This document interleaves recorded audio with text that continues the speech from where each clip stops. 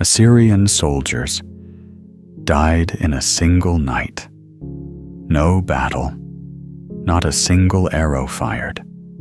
They simply stopped breathing. And in the midst of that valley of corpses, there was only one man who prayed. No blood, no blade, only the invisible hand of the Lord God. But was it truly a miracle? Or is it a warning returning? Watch until the end, and God will bless you. Night fell over Jerusalem like a mourning veil draped across the dying body of a suffocating city. The wind crept through the ancient stone alleys, wailing the invisible cries of generations past, perhaps the last to ever live here. To the north, the Assyrian military camp glowed faintly with thousands of campfires. No laughter, no voices, only the sound of blades being sharpened and the cold clink of shields colliding in the dark. 185,000 souls, merciless enemies, poised to crush every last hope left in Judah. Jerusalem was under siege, and people whispered this time there would be no escape. In a small corner of the white stone palace, where an oil lamp flickered against the carved names of ancestral kings, King Hezekiah knelt. His crown was gone, the royal robe removed, replaced by rough sackcloth. Ash covered his head like a man already dead. On the table before him lay a threatening letter from Sennacherib, king of the Assyrian Empire. Which of the gods have delivered their people from my hand? Your Lord is no different from them. Hezekiah did not reply. He placed trembling hands on the letter, fingers brushing it as if it were a blade. In silence, he lifted his eyes. "O Lord God of our ancestors," he whispered, "you who dwell among the heavenly hosts, there is none like you in the highest heavens. You are life and death, the keeper of every breath in your hand. Please listen." Outside the palace, the people curled up in the darkness. Many did not sleep. They knew by tomorrow, blood might run down the sacred stone steps. The stench of death seemed to already hang in the air, though no one had yet died. Dogs howled at the city walls as if the souls of the dead were calling out to the living. In a small house near the fish gate, an old potter pulled his son close and whispered, "If I don't return tomorrow, keep this scroll of the law. Wherever you are, even if the enemy tramples everything, his word will never be lost." At that moment, somewhere deep in the heavens, something began to stir. No one heard it. No one saw it. But the sky grew heavier, as if even the clouds bowed their heads. Isaiah, the prophet of the Lord, appeared silently entering the king's chamber. He brought no soldiers. He carried no weapons, just an old man with eyes deep as the void, as if he had seen what no one else dared to imagine. He looked at King Hezekiah, and his voice rang out like a whisper from beyond. "Do not fear. He has mocked the living God. Therefore, he shall return by the road he came. He will not enter this city. Not a single arrow will be fired. The Lord himself will defend it." Hezekiah was speechless. He asked no questions, for the prophet's words in that darkest night were the last flicker of faith for an entire nation. And then the night stretched on, as if dawn had forgotten how to return. The Assyrian camp was silent like a colossal grave. No horses neighing, no commands shouted, no trumpet blasts. The sky was so black, the edge of the moon vanished. Some said they saw a white shadow pass through the sky.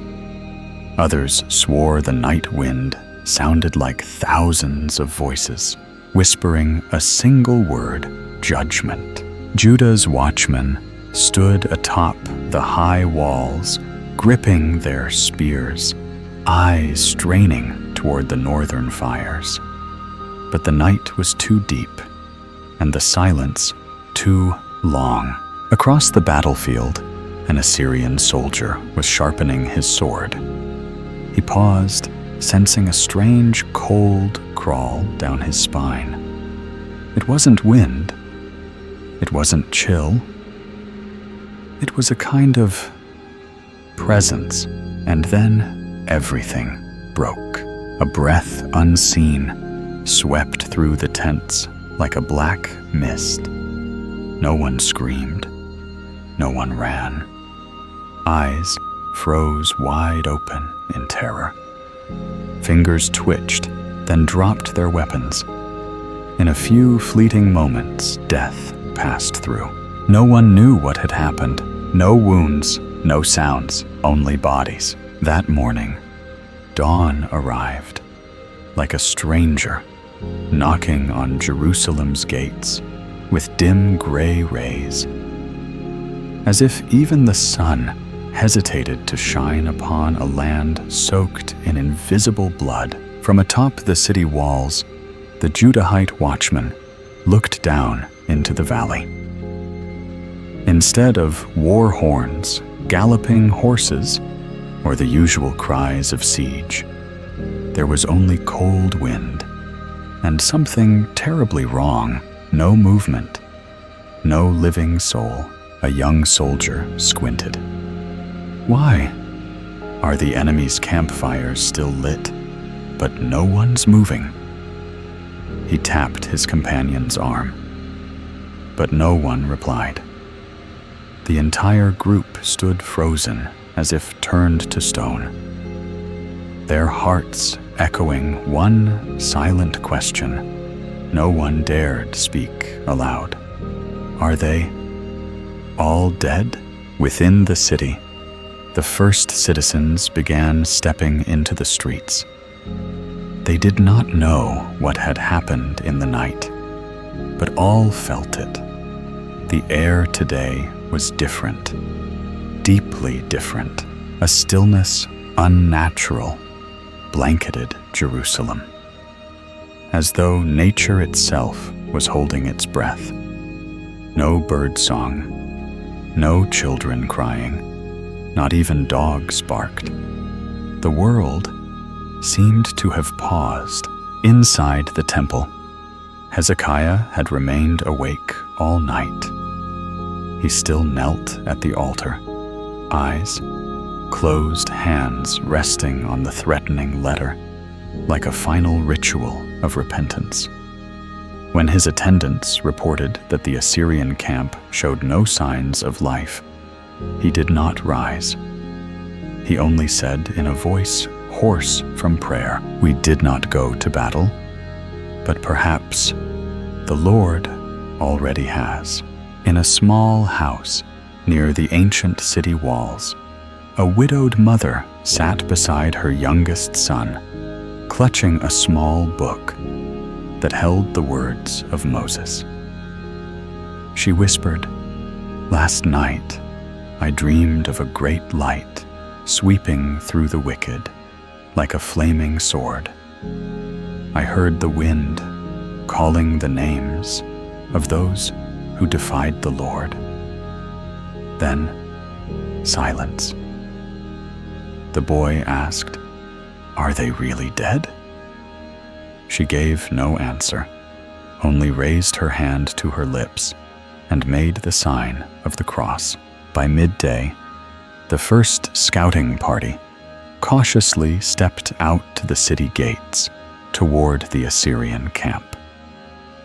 They walked as though crossing a graveyard, light on their feet, eyes scanning all around, hands tight on sword hilts. And then they stopped. 1 tent, 1 body, 2, 3, hundreds, thousands. A young scout collapsed to his knees, vomiting where he stood. The stench of death was thick as black smoke, assaulting their senses with the weight of judgment. The Assyrian soldiers, still in full armor and battle stance, now lay still, eyes frozen, wide mouths locked in eternal terror. No blood, no wounds, only death. Another scout trembled, whispering, They weren't killed by men. This was the hand of God.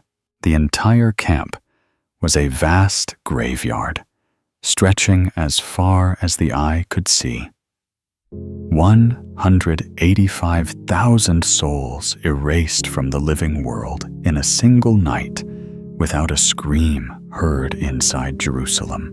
The leader of the scouting party returned, eyes swollen, lips quivering, as he reported to the king, "They are all dead, every last one, as if struck down by heavenly wrath. No survivors." One courtier collapsed. Others made the sign of the cross. Some wept not from fear, but from awe. A soldier stammered, This isn't a miracle. This is terror." King Hezekiah said nothing. He merely rose and slowly walked to the window. From there, he could see the valley beyond now, a plain of still corpses. And within him echoed the prophecy of the night before, "He shall not enter this city. Not a single arrow shall be fired." No one celebrated, no horns, no drums, only silence, heavier than before the miracle had happened. Because what had occurred did not bring joy, but a dreadful truth. The Lord can protect, but he can also destroy. In the city's small sanctuaries, the people knelt, no orders, given no priest commanding. They simply knew somewhere far above, a presence was watching. A presence that had just shown mercy by taking the lives of nearly 200,000 men in one night. The prophet Isaiah appeared again, standing by the city wall. His eyes gently closed, one hand raised. He spoke no words, but those around him understood silence was the most powerful prayer in moments like this. The sky began to clear. The first bird sang at dusk, and in the hearts of the survivors, there was no pride, no boasting, only something heavy, sacred, and terrifying. They had just witnessed the hand of God. A week after the miracle, Jerusalem had yet to fully recover. People walked the streets, but their steps were soft, like they were treading over graves. The Assyrian tents still stood canvas, flapping violently in the wind, like restless spirits not yet released. No one dared enter. No one touched the bodies. The corpses still lay there, as though heaven itself had forbidden anyone to approach. They began whispering a name for that valley, the Silent Valley, because there were no crows, no flies, no scavenging dogs. Dead, yet not decomposing. Destroyed, yet untouched. Cold as if the air around the dead had frozen their very souls. Children were forbidden to go near. Adults avoided the path, not from fear of disease, but of what the eye could not see. Something was wrong. Something still lingered among those lifeless bodies, silently watching. At the temple, the prophet Isaiah sat alone by the fire, his fingers turned over a string of holy wooden beads, lips whispering endlessly. He hadn't slept since that night. He had seen what others had not.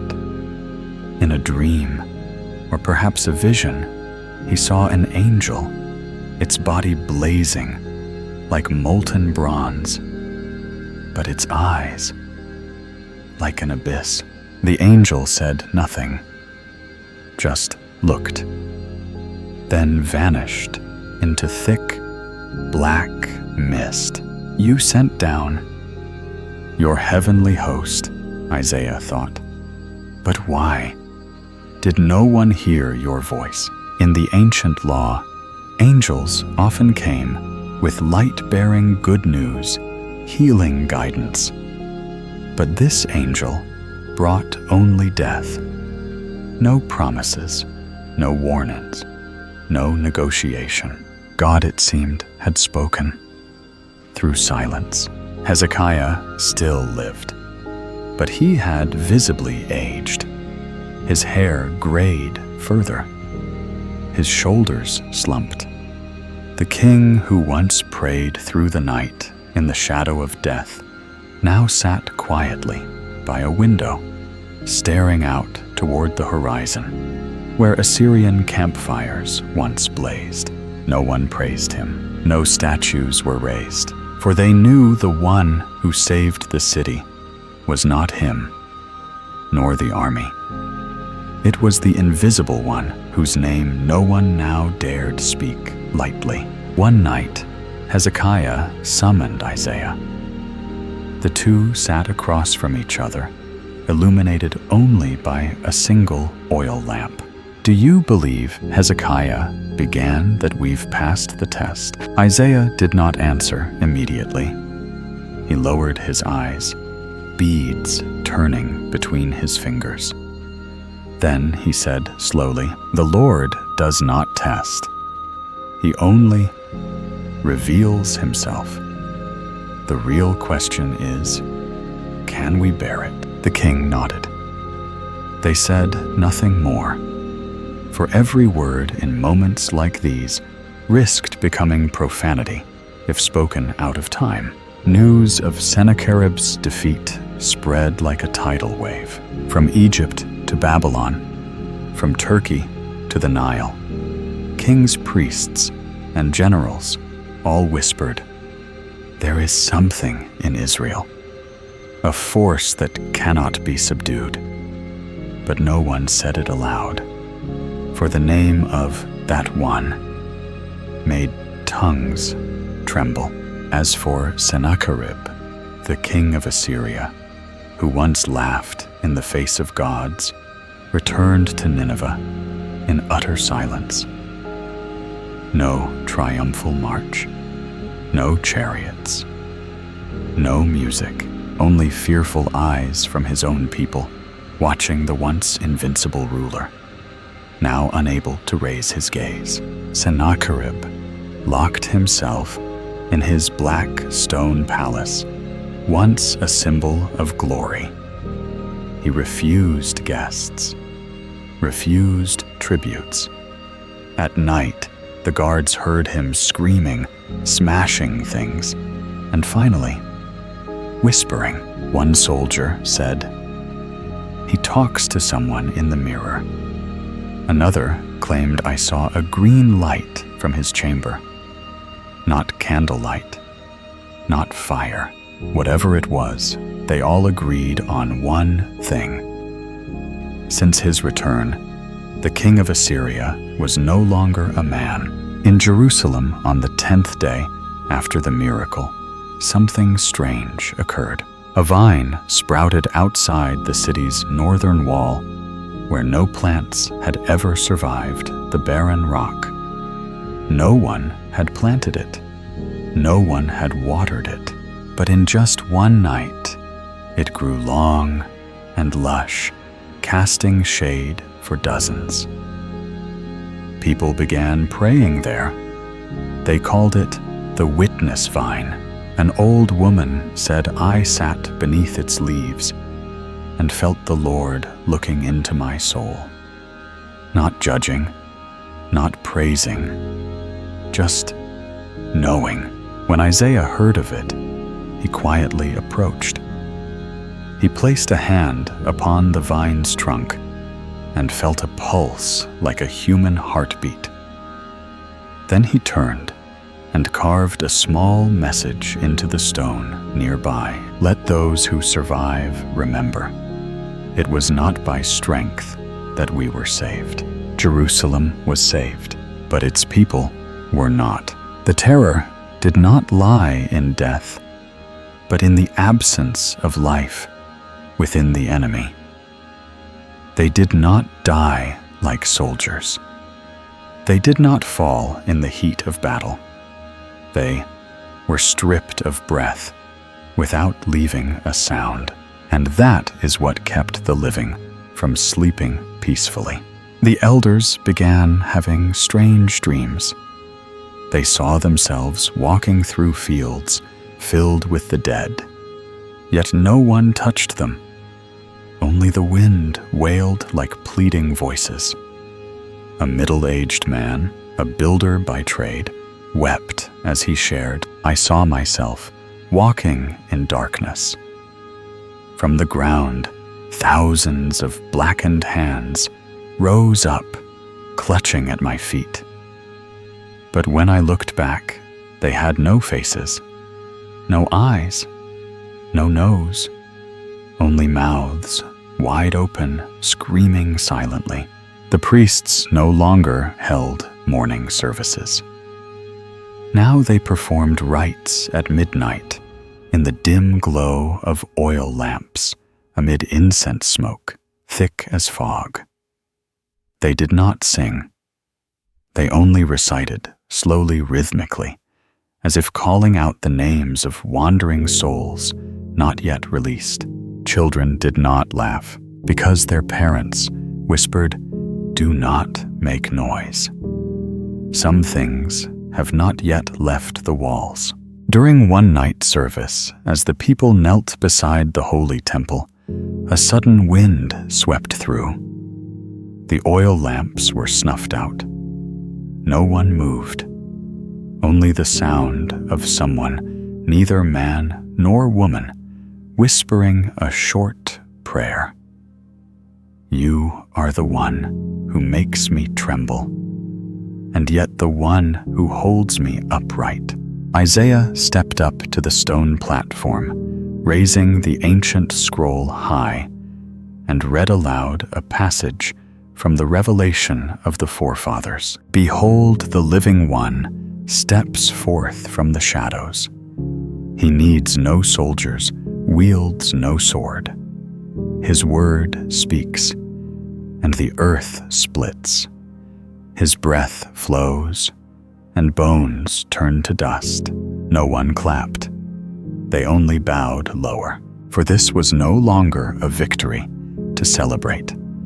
It was an event that existed between life and death, between the present and the eternal. To the north, in mighty Nineveh, the Assyrian capital, Sennacherib, was no longer a king. At least, not in any human sense. He lived like a shadow. No more councils, no more hunting, not even stepping outside the grand chamber, draped in black veils. Guards outside said they heard him each night, speaking to someone without a voice.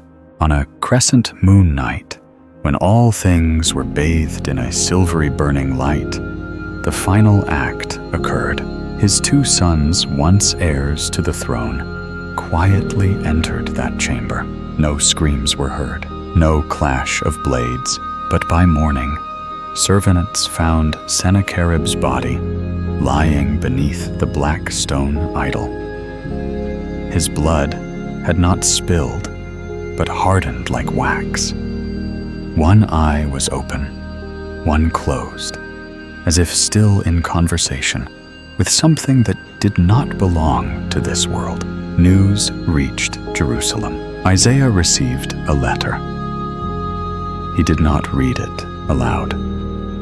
He only looked up at the sky, where a thin cloud streaked across like a scar etched into the heavens, and breathed a single phrase: judgment completed. King Hezekiah heard the news without joy, without nodding, without tears.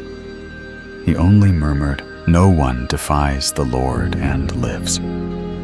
But sometimes, death is gentler than living with the memory. 1 month later, the vine outside the northern wall bore fruit. No one dared pick it. A ring of stones was placed around it to remind them that some things are not born to be eaten, but to be remembered. One night, a secret group of scholars from Egypt arrived in Jerusalem. They brought ancient star maps, scrolls of beast hide inked in blood, and a question: what happened in the northern valley? Isaiah only raised a finger to his lips. He did not answer. One of them pressed further. Which God intervened? Isaiah turned his gaze ice cold. It was not a God. It was the One. And when he comes, those who ask the wrong questions will never receive an answer. That sentence was recorded in the Egyptian scholar's journal, and centuries later became a warning in the apocalyptic texts of the end times. He who digs too deep into the darkness of God will be swallowed in the silence of himself. In Jerusalem, life slowly returned, but no one forgot. No one called it a victory. No one carved the tale into stone, because they knew this was not a story to tell. It was a sacrament to fear, and sometimes, in the dead of night, when the wind blew again from the north, some of the elders still awoke in fright. They heard no sound, but in their hearts, one question echoed one they had never dared speak aloud. Is he still watching? Or has he turned away? Years had passed since the night when no one heard a scream. Yet all of Jerusalem still trembled. King Hezekiah had died. He was buried near the eastern gate, where the first light of day touches. But beside his grave, there was no monument, no golden plaque, only one line deeply etched into the earth: I did not fight, but I prayed. The people remembered him, not as a warrior, but as a shadow, kneeling amid a million advancing screams. A man who believed while everyone else silently despaired. In the northern valley, the wind still blew, but no one built houses there. No grass grew. No flowers bloomed. Shepherds said, "The sheep refuse to pass that place. Even the dogs run away." A group of Western archaeologists, followers of logic, once tried to excavate the site of the Great Slaughter. But on the first 3 nights, each member of the team had the same dream. A radiant angel, body ablaze, eyes black as the abyss, stood silently among the dead, not moving, not speaking, only watching. On the fourth day, they abandoned their tools. None returned. In the United States, in the year 2025, in a small church on the edge of Tennessee, a pastor quietly placed his Bible on a wooden pulpit. Dim lights, no choir, only the sound of wind against the window pane and the ticking of a clock counting down to something unspoken. He turned to 2 Kings 19:35 and read softly. That night, the angel of the Lord went out and struck down 185,000 men in the Assyrian camp. When the people got up the next morning, there were all the dead bodies.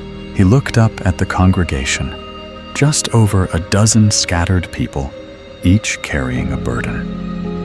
A widowed mother, an unemployed father, a boy recently orphaned. Have you ever wondered, he said, why that story ends without a sound? No screams, no clash of battle, silence, because when God truly intervenes, he continued his voice, a whisper, like wind slipping through a crack in the door. He doesn't need noise. He doesn't need blinding light. He doesn't need warning. He closed the Bible. He only needs to be there. Some modern Americans call it myth, a religious legend used to sow fear. But there are others, quiet ones, who live humbly, who believe it deeply, like the nurse who survived a plane crash. The cabin had burned, yet she lay untouched within the smoke, unburnt, unscathed. She recalled, I saw a white figure pass by, no face, no voice, but the eyes made me feel both guilt and mercy at the same time. Or the old soldier who lived through a Middle Eastern battlefield when the whole unit was bombarded, and he alone survived without a helmet, without armor. He whispered in a tiny Georgia church, I heard nothing, but everything stopped, like someone had stepped across the world. And then there were those recurring dreams among devout youth, a city under siege, one man kneeling, and a silent death that left no blood. In today's American culture, films are made about loud miracles, waters parting seas, swallowing enemies, fire from heaven, consuming idols. But few speak of the quiet annihilation, where 185,000 souls never even heard death approaching, because that was too real and too terrifying. In modern Jerusalem, the strange vine outside the northern wall still stands. It lives. It grows leaves. But no one picks its fruit. The government has placed an iron fence around it with a plaque, unexplained historical site. Do not touch. At night, pilgrims from Europe, the US, South Korea, still come in silence. They don't take photos. They simply stand. And in those brief moments, whether they believe or not, whether they understand or not, they all feel something very strange. They are being watched. The old storyteller in that Tennessee church, the pastor, passed away months ago. But beneath the worn rug where he used to kneel in prayer, someone discovered a line etched with a rusted knife. Not a warrior, not a king, not a weapon, only one. And when he steps down, both life and death fall silent. Below that line was a verse he had underlined in his own blood. Be still and know that I am God. Psalm 46:10. There are battles that mankind never fights. There are victories without cheers, only the silence of those who vanished. And there is one. He needs no sword, no fire. He only needs to appear, and all creation bows. You've heard this story before, but perhaps it's happening again in a place you'd never expect. Live by faith, and God will bless you. Don't forget to subscribe so you won't miss the sacred truths rising again in this world.